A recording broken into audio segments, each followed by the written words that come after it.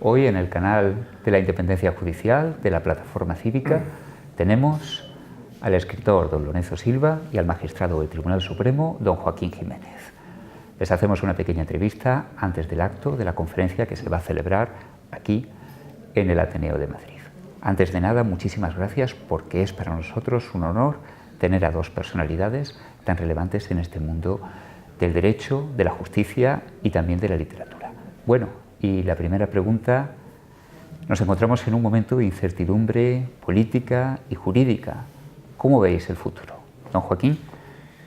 Hombre, las relaciones entre justicia y política han sido siempre conflictivas. Por una razón, porque la justicia, si se define por algo, es por la de tener un discurso propio, que es el discurso de los valores, que es el discurso de la aplicación de la ley, aplicación inteligente de la ley, desde los valores constitucionales, de la legalidad con mayúscula.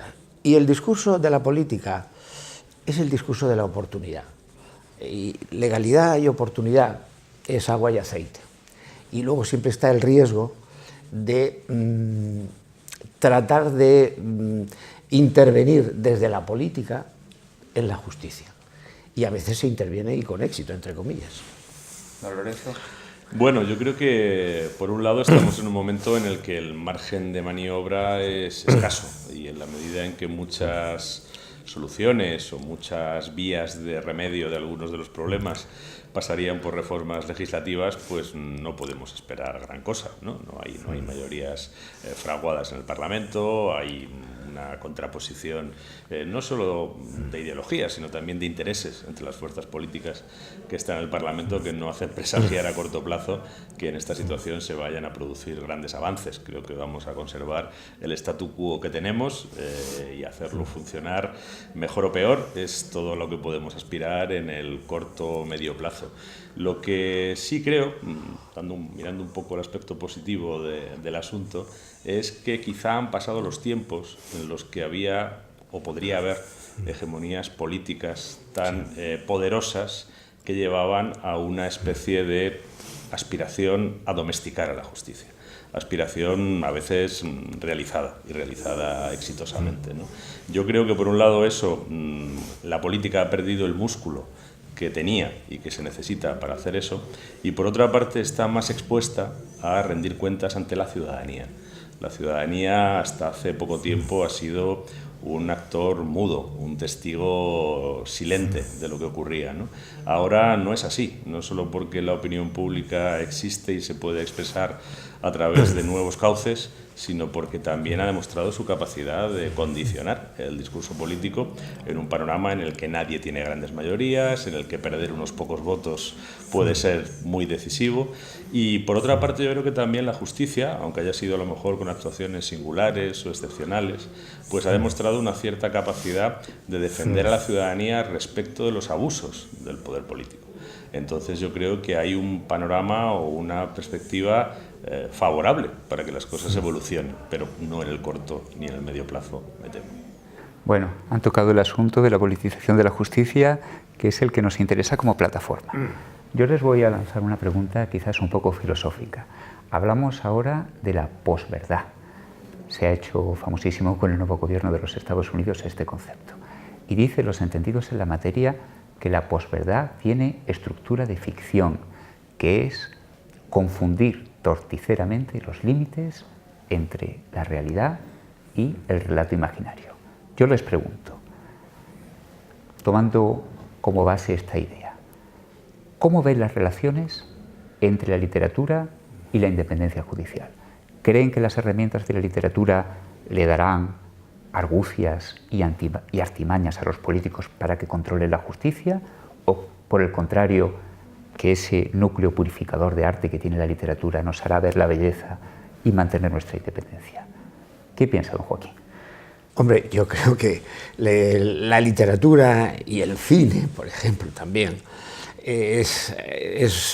ha sido y sigue siendo muy importante en los temas judiciales, porque de alguna manera la justicia es un drama. La justicia, cuando resuelve un problema, trata de resolverlo con el mínimo costo posible, y a veces se consigue, otras veces no. Y yo creo que indudablemente los temas de justicia, de la justicia que se tocan en la literatura, bien en clave de ensayo, en clave de literatura, vamos, de novelas y demás, y aquí hay un experto, sobre todo en la novela policíaca, divulgan también, por ejemplo, los principios del procedimiento, el tema de la presunción de inocencia, los culpables, los inocentes, los derechos de unos y de otros, los juicios paralelos que en la sociedad en la que nos encontramos son importantes y hay que estar vacunados respecto de ellos. Los temas mediáticos, yo creo que es un enlace que tiene muchos lustros de historia bueno, muchos lustros simplemente en el Quijote. Las referencias del Quijote a temas judiciales, ahí están, a temas jurídicos, ahí están. Entonces, recuerdo esa frase, no sé de qué capítulo es, que cuando a la hora de la justicia se curve, que no sea por el peso de la dádiva, sino por el peso de la humanidad. Claro, es que eso ya es un debate, esto es un debate. O sea, que creo que sí que es muy importante, creo que sí que es muy importante y positivo, vamos. Lorenzo. Creo recordar, no me atrevo a asegurarlo, que eso forma parte de los consejos de Don Quijote a Sancho. Exactamente, en la isla. Efectivamente. Bueno, yo creo que la ficción es una herramienta muy poderosa, sí, mucho más poderosa de lo que a veces pensamos, ¿no? Y que tiene una gran capacidad de transformar la realidad. De hecho, muchas de las cosas que han ocurrido en la historia, muchos de los acontecimientos relevantes que se han producido en el devenir de las sociedades humanas, alguien los ha imaginado, antes de que se produjeran, y gracias a esa imaginación previa se han llegado a producir esos acontecimientos, ¿no? La ficción puede servir para, a lo mejor es una exposición un poco maniquea, pero puede servir para el bien y para el mal. Es decir, la ficción puede servir para perseguir intereses oscuros y para alcanzarlos. En la medida en que el artífice de la ficción sea diestro y convincente y persuasivo, puede transmitir a los demás que esa ficción tiene un valor de verdad y modificar y manipular los comportamientos ajenos. A lo largo de la historia hay muchos comportamientos individuales y colectivos que se han producido en función de ficciones luego desveladas o desenmascaradas o no, pero pensemos en acontecimientos muy recientes de la historia mundial, acontecimientos dramáticos, importantes, trascendentes, que han llevado a conflictos bélicos que han arrasado países enteros y que se basaban en relatos ficticios, luego desenmascarados, ¿no? Entonces, la ficción no hay que subestimarla. En la medida en que alguien se la cree, la ficción tiene la misma fuerza que el hecho real. Y lo tiene para destruir, lo tiene para devastar, lo tiene para servir a quien quiere manipular a los demás, pero también yo creo que lo tiene para proponer un relato alternativo de la realidad y para proponer una aspiración diversa de cómo pueden y deben ser las cosas, ¿no? Y además yo creo que en esa función en la que la ficción busca honradamente la verdad, la busca con la misma destreza que tienen esos manipuladores para utilizar las ficciones con otros propósitos y llega a transmitirse y a conmover al lector y al destinatario, para mí la ficción es una fuente de verdad, es una fuente de justicia y puede ser una fuente de conciencia que lleve al progreso y a la mejora. Rosa. Sí, pues tenía dos preguntas a estas alturas. Hemos hablado de que los políticos, se decía el magistrado Joaquín Jiménez, los políticos tienen una difícil relación con la justicia y decíamos que llegan a influir tanto en ella que podemos perder la referencia de esa independencia tan deseada de los jueces. Pero dentro del concepto de políticos están, o debemos considerar que están, por un lado, los integrantes del poder ejecutivo, el gobierno propiamente, y por otro lado los integrantes del poder legislativo, los parlamentarios, los diputados y senadores que elaboran las leyes. Y por esta última línea quiero hacer la pregunta.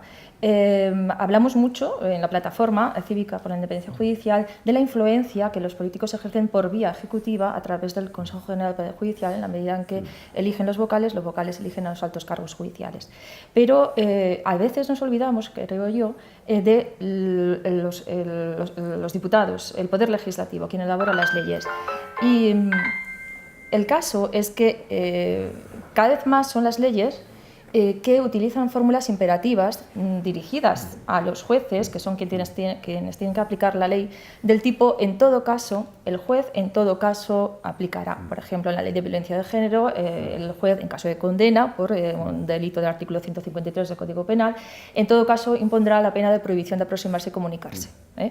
Una pena que no toda mujer, aun cuando manifieste que su marido le ha agredido y que, por supuesto, solicita su condena, no quiere. Porque una cosa es la condena porque ha hecho algo que es delito y otra cosa es que quiera romper la convivencia. Entonces, esas fórmulas imperativas, este es un ejemplo, hay muchos más, estas fórmulas imperativas que cada vez son más frecuentes en las leyes pueden denotar que, por un lado, los políticos desconfían de los jueces y, por otro lado, al atarle de esa manera a la decisión final del juez, al atarla de esa forma, el juez ve mermada su independencia a la hora de decidir. Vamos a ver, el juez es independiente, lo cual no quiere decir que esté super partes y está sometido a la ley, pero es un sometimiento inteligente. Y la ley, el principio de legalidad, incluso en el tema del Código Penal, por ejemplo, no termina en el Código Penal. Se prolonga hacia la Constitución y los valores constitucionales y a los tratados internacionales. O sea, el juez no es un aplicador pasivo de la ley. No. El juez no crea el derecho, pero sí es creador de justicia en la resolución del caso concreto. ¿Por qué? Pues porque el ordenamiento jurídico no es completo, el ordenamiento jurídico tiene contradicciones, el ordenamiento jurídico tiene lagunas, y es la jurisprudencia la que tiene que completar. Ante una variable que es la realidad social, una ley tiene que ir adecuándose como el traje a los cambios morfológicos de la persona que tiene que llevar ese traje. No vamos a estar cambiando la ley cada 2 por 3. Y por otra parte, hay épocas en las que se ha perdido el espíritu del legislador, y lo mejor que puede hacer el legislador es contenerse en su furia legislativa. Lo que no se puede es tener un Código Penal que es fundamental desde el 95 y que cada 2 años ha sido reformado, de tal suerte que al final ya no se sabe ni lo que está en vigor ni lo que deja de estarlo. Entonces hay que tener prudencia y templanza por parte del legislador. Y en cuanto a ese, en todo caso, bueno, para eso está la jurisprudencia, sobre todo la jurisprudencia constante de ese órgano que debe de dar seguridad al sistema jurídico, que en penal es la Sala Segunda del Tribunal Supremo, en civil es la Sala Primera, o la Sala Cuarta en social, o la Sala Tercera en lo contencioso. Entonces, el juez, decía antes que no es un aplicador ciego de la ley. Tiene que volar no a la altura del gorrión, sino con más altura. Y tiene que, si algo define un juez, es pacificar un conflicto. Un juez, por encima de todo, tiene que ser un juez de paz. ¿Eso se consigue? Pues ese es el ideal al que debemos de seguir todos. Esa es la utopía necesaria que nos permite seguir avanzando, como en el poema de Galeano, de que tratamos de coger la estrella pero nunca la cogemos, pero esto nos permite ir andando. O sea que estas fórmulas tan rotundas hay que mirarlas con tiento y por otra parte, sin olvidar que el oscuro objeto del deseo de cualquier político es tratar de controlar al Poder Judicial, porque podemos ser peligrosos, sobre todo en temas, en momentos sociales como ahora. Y junto con esto una última reflexión.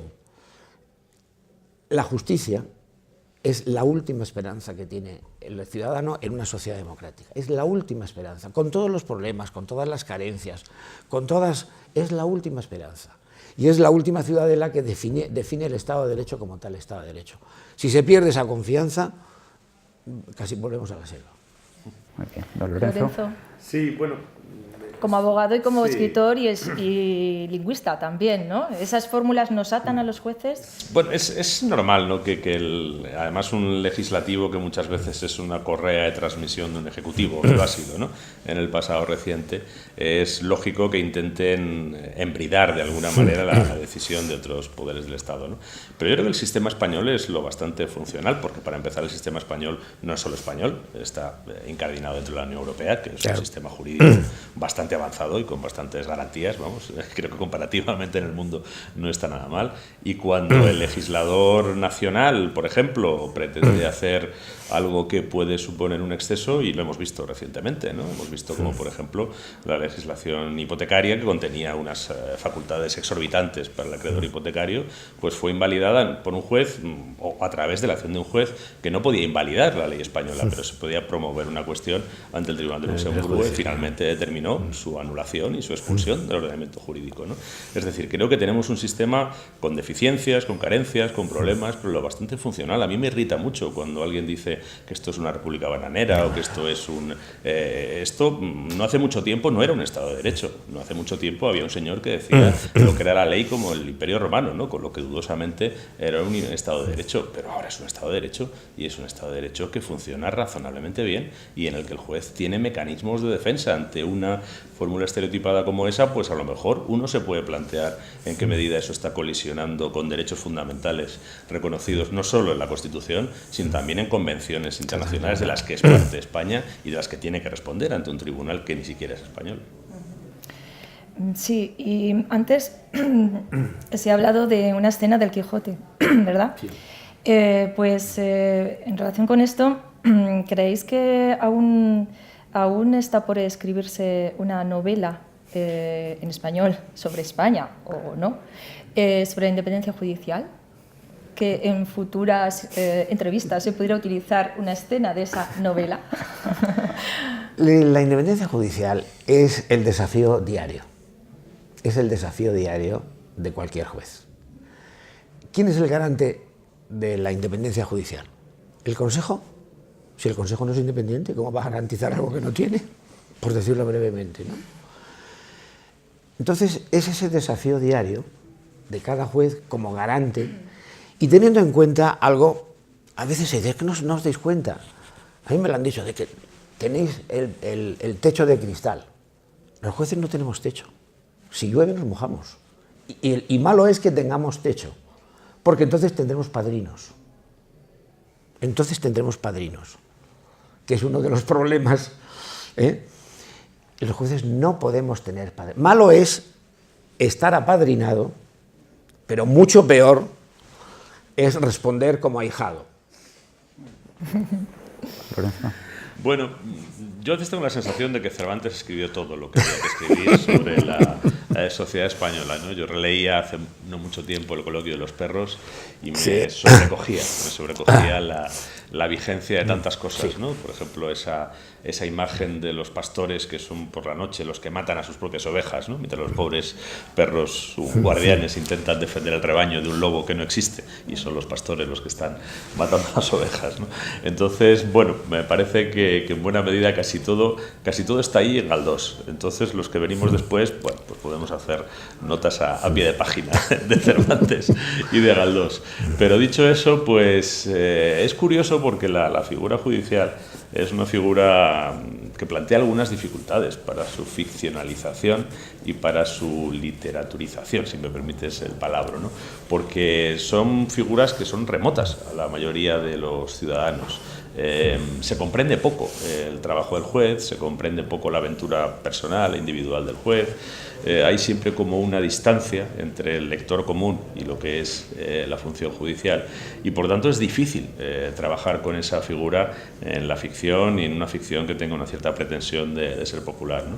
Yo llevo bastantes años introduciendo jueces, personajes literarios en mis ficciones e intentando devolverles la humanidad a veces por expedientes no sé, a lo mejor un poco gruesos, ¿no? Como poner a una juez que cuando la llama el investigador que lleva el caso está haciendo la compra en el Carrefour y está con el carro y cargada de bolsas, ¿no? Y no puede sujetar el teléfono móvil con el hombro, ¿no? Por vías así un poco para decir, bueno, que esta mujer cuando termina vaya a hacer la compra, ¿no? Es decir, que está ahí como tú, ¿no? Y si se pasa en la carretera le pone la multa a la Guardia Civil igual que te la pone a ti, ¿no?